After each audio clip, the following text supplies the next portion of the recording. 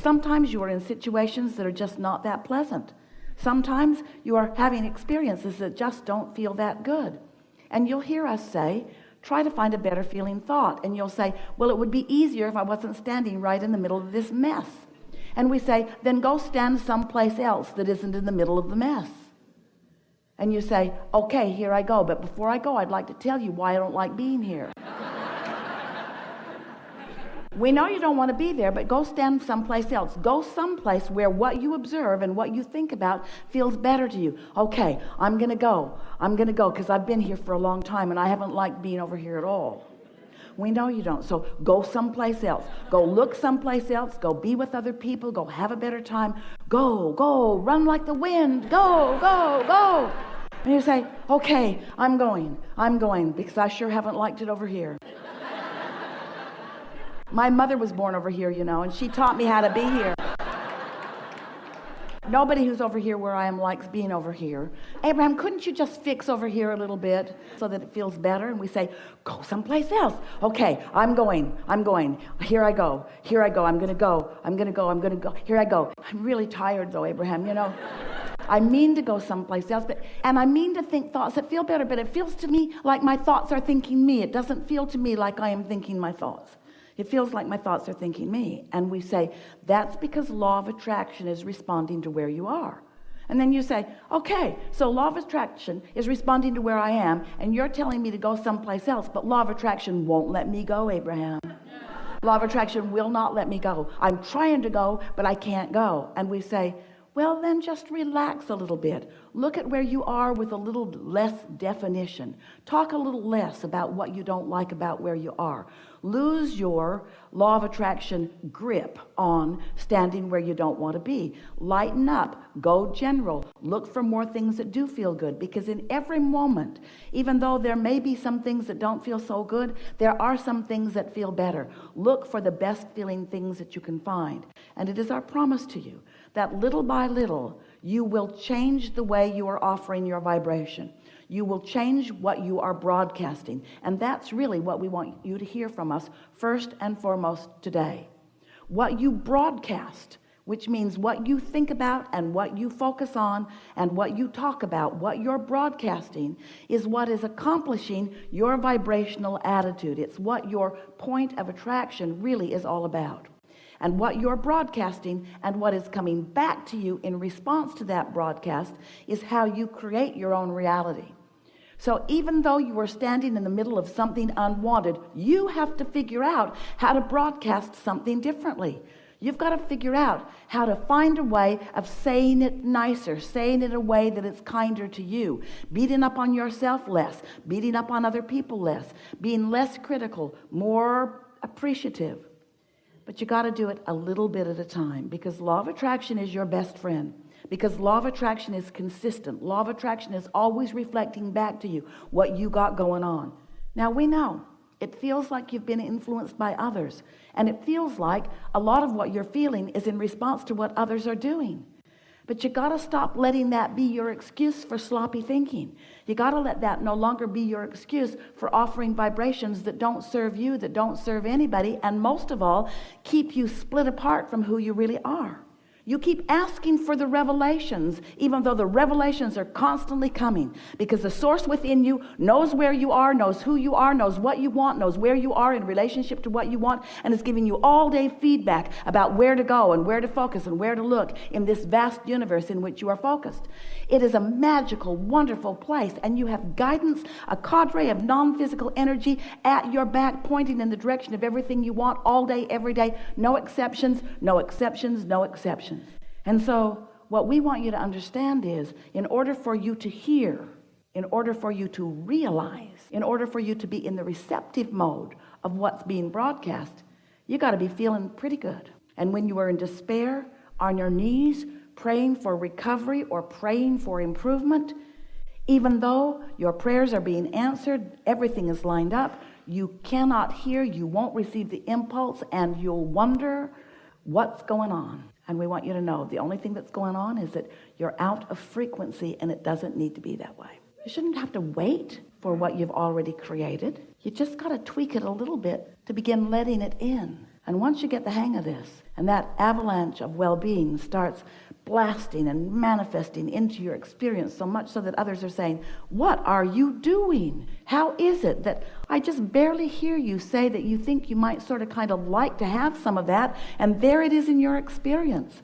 Why is it that things are happening so easily for you and not for the rest of us, your friends will begin to say.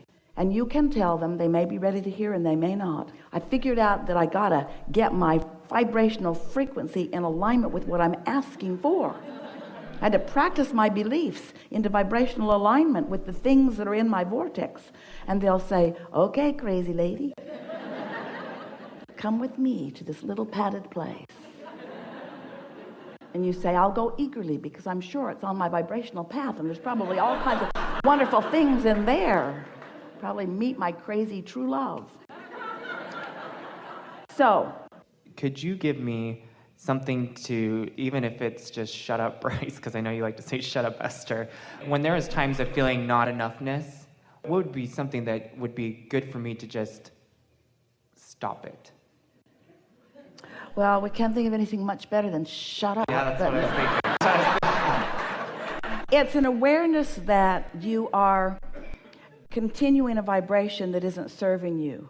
But on the other side of that is the desire to feel better, the desire to feel good. And so it really is about creating enough steady momentum of feeling good that those, particularly those conversations that you have about yourself that are hard on yourself, begin to just dissipate. Over years, we found a lot of different ways of saying to you that this could be a moment, and we're talking about any moment, when you could realize the perfection and value of you. And if it's been one of those moments, then you feel eager. You feel elation. You feel that light-hearted feeling, that sensation of right place, right time, on the brink of something really good or really exciting or really adventurous happening. And if you're feeling less than that, if you're sort of complacent or bored or worse, ornery, then you're depriving yourself, and it's a word that some of you like and many of you don't like, but of the blessings that are raining down on you. But you see, these blessings, these situations, these circumstances and events and all manner of good things that are raining down upon you have to be translated through your perception. You have to start hanging around in the vicinity of that. So many people are not hanging around in the vicinity of it, just waiting for something good to happen to which they can have a positive response. And if you can get over that, that's really what we want to say to you rather than shut up. We want to say, get over needing evidence for feeling good. Just let the feeling good be all that you need. And when you think about it, it ought to be pretty easy, because everything you want, whether it's a vacation or a material object or a pile of money or a relationship, everything that you want is because you want that light-hearted, good feeling. Esther used to say to Jerry, let's go get a Coke and pretend like we're on vacation. Well, they were sort of kind of always on vacation. But what she meant was she was looking in that moment for a lighthearted feeling. In other words, want to do 50% less right now. Want to be in that laid back, easy, what's the universe going to deliver to us now that could surprise and delight us mode. And there's something about letting go of struggle and letting go of, and the people around you are not going to like us for this, especially if they're your children that we're talking to. But if you could let go of that feeling of responsibility and start amping up the feeling of more spontaneity and more just letting the good times roll. Seriously, people, you have been sifting through the data and have accomplished a vortex that is monumental in its stature and abundance and importance.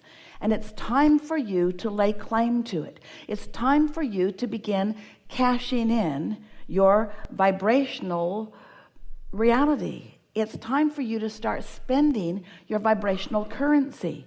It's time for you to start letting in what's all piled up for you that has been being held back by you and only by you, by things like your sense of responsibility, by things like your sense of unworthiness or of needing to prove some sort of worthiness. And so that's the biggest thing that you are helping us to feel that you have let go of. In other words, you've let go of a big wad of caring about how you are perceived by others who have no way of perceiving. When you're looking to others to see you as you would like to explain to them that you are, but they misunderstand and they misunderstand and they misunderstand and they misunderstand because they've not walked where you've walked. They didn't come like you came. They don't know what you know. They don't want what you want. They don't believe what you believe. They don't understand your gap or your vibrational relativity. And yet there's this feeling of, well, if I could just explain a little more, then you would get me. And we want to say, stop caring. We're piling this on top of the shut up thing. Yeah. Stop caring what somebody else thinks. Yeah. We don't want you to say it out loud to them, but what we want you to know about them is you're never gonna really get me. You're not ever really gonna get me. You're just not gonna get me. You're not gonna get you. Yeah, you're not gonna get me.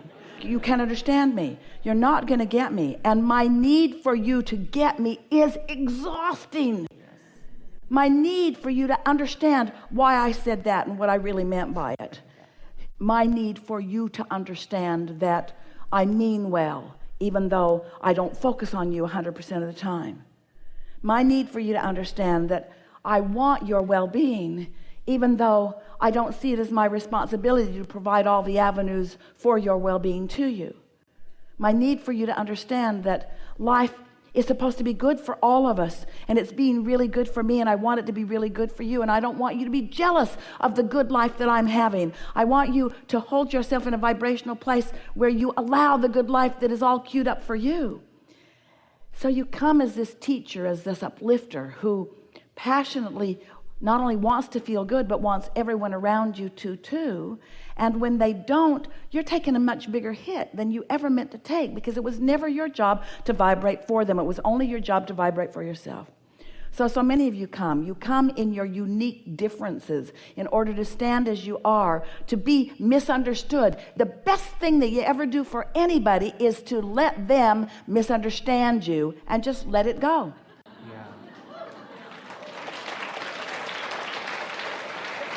They completely misunderstand me, and I don't care.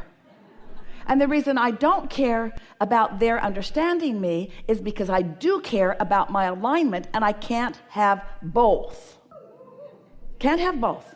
Can't use them as my guidance system and align with my guidance system. I got to make a choice. So I care about what you think. I care about what you say. I care about what you perceive. I'll stand on my head in all these different ways.